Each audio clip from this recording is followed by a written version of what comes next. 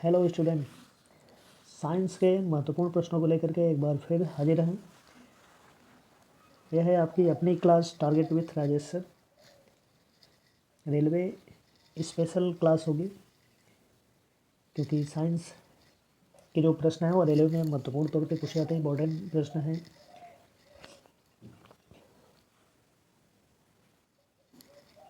चलिए बिना देर किए सेशन की शुरुआत करते हैं।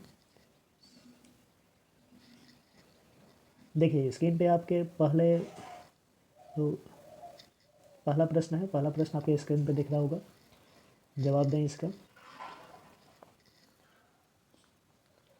डायनमो से किस प्रकार की धारा प्राप्त होती है? डायनमो से किस प्रकार की धारा प्राप्त होती है, यह प्रश्न हमारा है।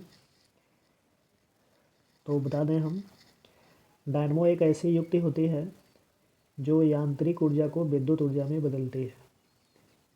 यह यांत्रिक ऊर्जा को विद्युत ऊर्जा में बदलने वाली युक्ति होती है।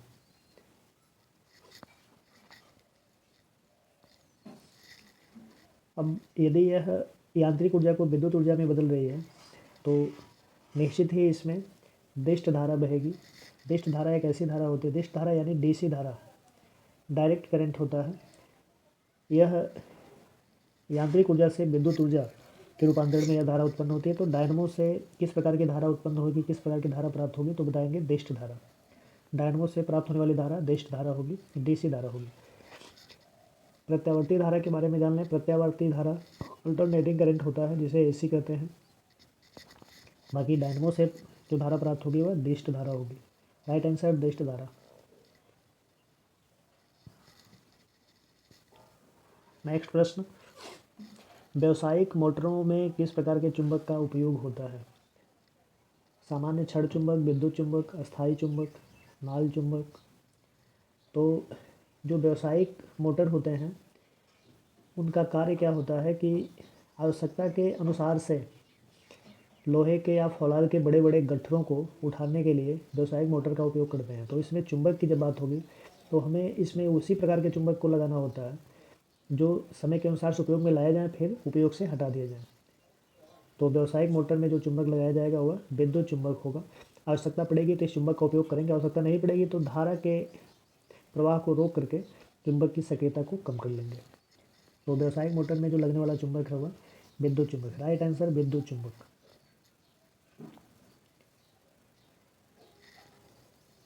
नेक्स्ट प्रश्न, मानव के दो महत्वपूर्ण भाग कौन हैं जिनमें चुंबकीय क्षेत्र उत्पन्न होना अनिवार्य है? तो वैसे चुंबकीय क्षेत्र की बात करें तो मनुष्य के शरीर में विद्युत का प्रवाह तो पूरे शरीर में होता है, लेकिन चुंबकीय क्षेत्र उत्पन्न होने की बात होगी तो ध्यान रखेंगे हृदय और मस्तिष्क। मानव के शरीर का हृदय और मस्तिष्क, यह जो दो भाग हैं चुंबकीय क्षेत्र उत्पन्न करता है। राइट आंसर हृदय और मस्तिष्क।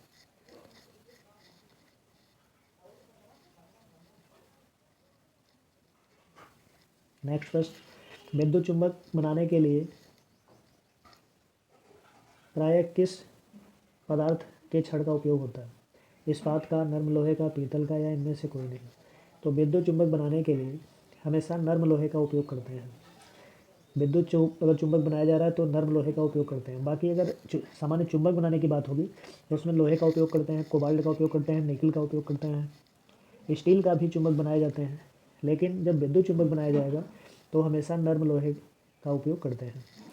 एक फ्रेम में नर्म लोहे को रखा जाता है और नर्म लोहे को रख करके उसे दो चुंबकों के ध्रुव के बीच में रख करके विद्युत प्रवाहित कराते हैं तो विद्युत चुंबक प्राप्त होता है। तो विद्युत चुंबक बनाने के लिए उपयुक्त पदार्थ नर्म लोहा। राइट आंसर नर्म लोहा।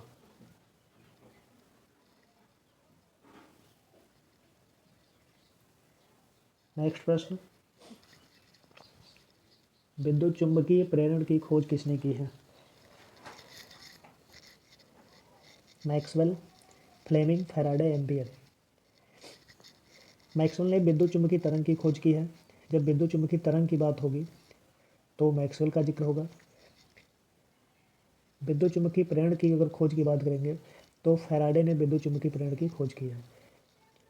विद्युत चुंबकीय प्रेरण की खोज फैराडे द्वारा की गई है। फ्लेमिंग ने दाएं हाथ और बाएं हाथ के नियम दिए हैं। और एम्पियर ने अपना परिपथी नियम प्रस्तुत किया है? तो विद्युत चुम्बकीय प्रेरण की खोज Faraday. Right answer Faraday. Next प्रश्न, नाभिकीय ऊर्जा प्राप्त करने हेतु आवश्यक है। तो नाभिकीय ऊर्जा यदि प्राप्त करनी है तो नाभिकीय ऊर्जा के लिए सूक्ष्म मात्रा में विखंडनीय पदार्थ की आवश्यकता होती है, और जो विखंडनीय पदार्थ होता है वह यूरेनियम है, जिसे रेडियो एक्टिव पदार्थ कहते हैं। यह रेडियो एक्टिव पदार्थ होगा। तो नाभिकीय ऊर्जा प्राप्त होने के लिए जो आवश्यक पदार्थ है यूरेनियम। Right answer uranium.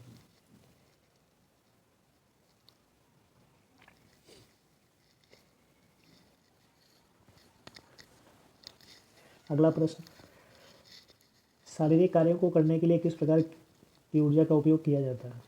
तो शारीरिक कार्य की बात होगी तो इसमें हमारी पेशियां कार्य करते हैं।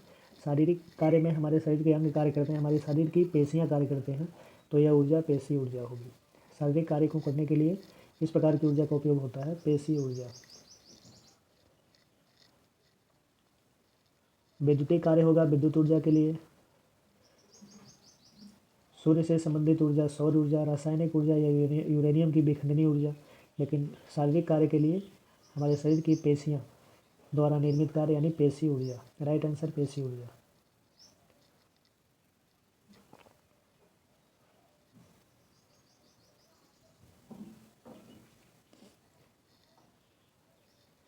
ऊर्जा के सभी रूप में अंततः स्रोत, ऊर्जा के सभी रूप में अंततः स्रोत किसे माना जाता है? तो हमें पता है ऊर्जा का जो सबसे मुख्य स्रोत होता है वह सूर्य होता है। सभी स्रोतों को ऊर्जा देने का कार्य सूर्य करता है। इस प्रकार से जो अंततः स्रोत होगा वह सूर्य होगा।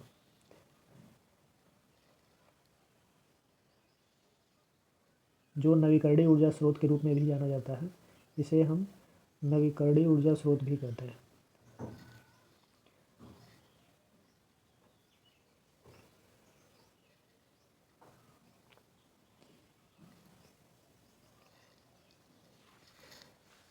नेक्स्ट प्रश्न, इनमें से कौन नवीकरणीय ऊर्जा स्रोत है? वही जो प्रश्न हमारा फिर हुआ। तो नवीकरणीय ऊर्जा स्रोत किसे कहते हैं? जिस ऊर्जा का पुनः रूपांतरण किया जा सके, जो ऊर्जा पुनः उत्सर्जित कराई जा सके, उसे नवीकरणीय ऊर्जा स्रोत कहते हैं। अब जो पुनः प्राप्त होने वाली ऊर्जाएं हैं नवीकरणीय ऊर्जाएं, उनमें सौर ऊर्जा आती है, जल ऊर्जा आती है, पवन ऊर्जा आती है। ये सभी ऊर्जाएं नवीकरणीय ऊर्जा स्रोत होती हैं। तो इसमें सही ऑप्शन हमारा सौर ऊर्जा। नवीकरणीय ऊर्जा स्रोत कौन है? सौर ऊर्जा। राइट आंसर सौर ऊर्जा। बाकी कोयला हुआ, प्राकृतिक गैस, पेट्रोल, इन्हें एक बार नष्ट करने के बाद दोबारा यानी पुनः उपयोग में नहीं ला सकते हैं। यह अनवीकरणीय ऊर्जा स्रोत है। तो नवीकरणीय ऊर्जा स्रोत सौर ऊर्जा। नेक्स्ट प्रश्न होगा,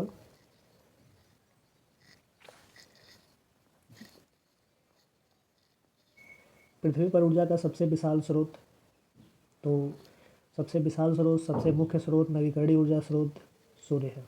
राइट आंसर सूर्य। सूर्य से ही सभी स्रोत, जो भी स्रोत होंगे, सभी स्रोतों को ऊर्जा सूर्य से ही मिलती है। इस प्रकार से ऊर्जा का सबसे मुख्य स्रोत सूर्य होगा।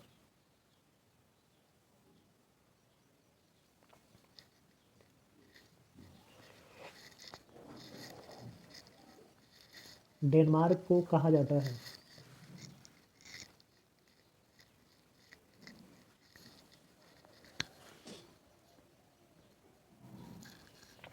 डेनमार्क को कहा जाता है, डेनमार्क जो होता है इसे पवनों का देश कहते हैं।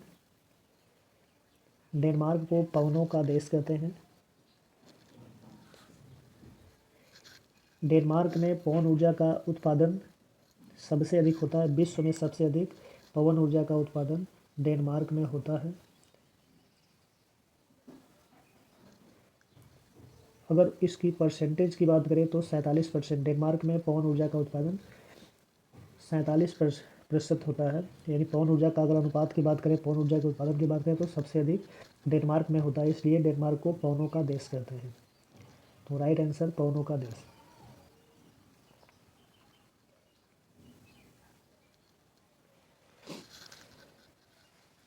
अगला प्रश्न, सौर सेल बनाने के लिए किस धातु का उपयोग किया जाता है? तो जो सौर सेल होता है उसमें जो पैनल होता है, यानी जिसे सोलर पैनल कहते हैं, उसको बनाने के लिए हमेशा सिलिकॉन या जर्मेनियम का उपयोग कराया जाता है।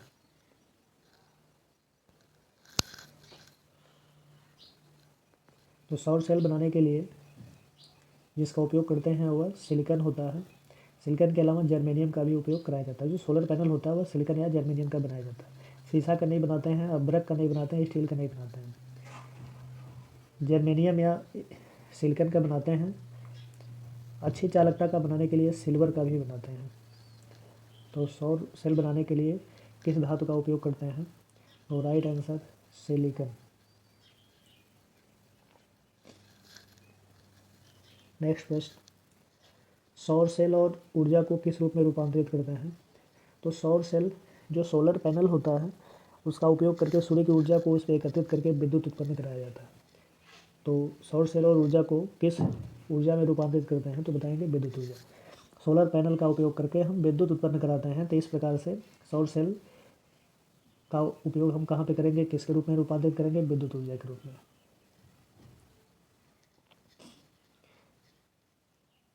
जिन क्षेत्रों में विद्युत नहीं पहुंच पाते हैं वहाँ सोलर पैनल लगा करके सूर्य की ऊर्जा को उस पैनल पर एकत्रित करके उस सौर ऊर्जा को विद्युत ऊर्जा में बदला जाता है और विद्युत उत्पन्न करा करके सभी प्रकार के इलेक्ट्रिक उपकरणों का उपयोग किया जाता है।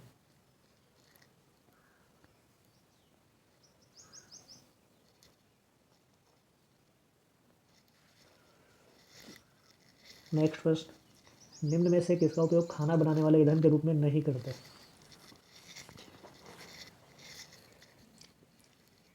कोयला का उपयोग खाना बनाने के ईंधन में करते हैं। एलपीजी जो सिलेंडर होते हैं उनका भी उपयोग खाना बनाने में करते हैं। बायोगैस का भी करते हैं। सीएनजी सीएनजी रूपी जो ईंधन होता है यह वाहन में इसका उपयोग किया जाता है। तो वाहनों में इसका उपयोग करते हैं। तो राइट आंसर सीएनजी। सीएनजी का उपयोग खाना बनाने में नहीं होता।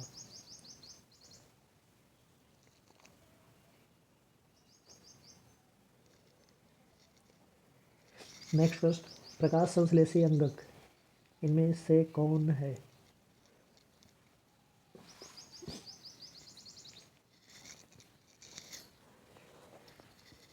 प्रकाश संश्लेषी अंगक का तात्पर्य है कि प्रकाश संश्लेषण की क्रिया कराने वाला इसमें से कौन सा अंग है?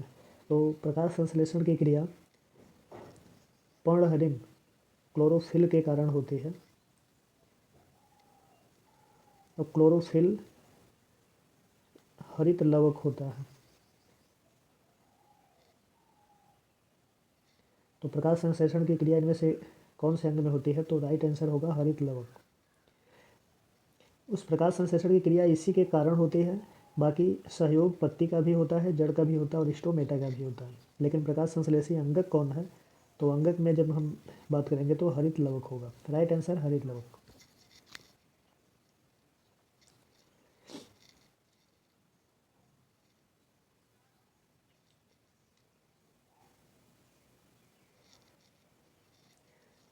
कार्य का मात्रक है। वाट शक्ति या सामर्थ्य का मात्रक होता है। जूल कार्य और ऊर्जा का मात्रक होता है। न्यूटन बल का मात्रक होता है। एम्पियर विद्युत धारा का मात्रक होता है। तो कार्य का मात्रक है joule. Right answer joule.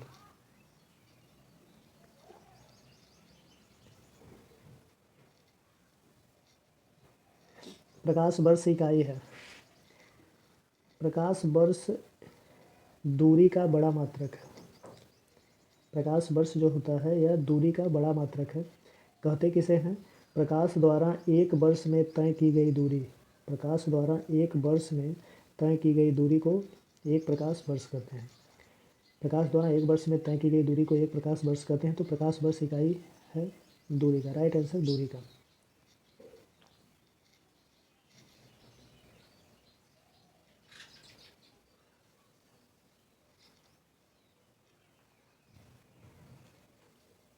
Next प्रश्न, पारसेक है। पारसेक भी दूरी का मात्रक होता है।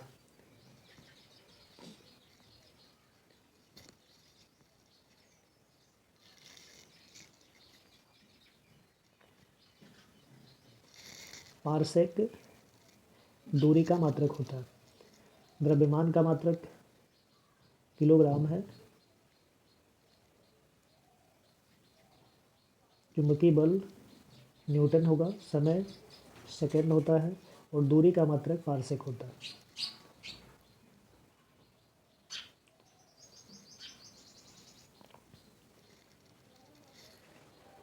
सेकंड लास्ट क्वेश्चन देखें। निम्नलिखित में से कौन सा मात्रक नहीं है? अब कौन सा किसका मात्रक नहीं है? तो समय।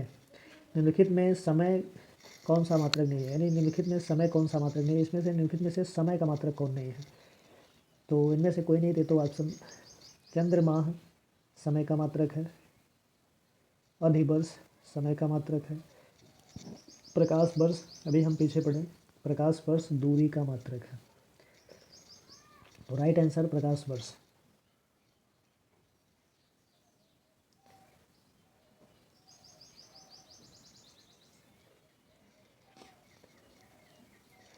लास्ट प्रश्न, दाब का मात्रक है।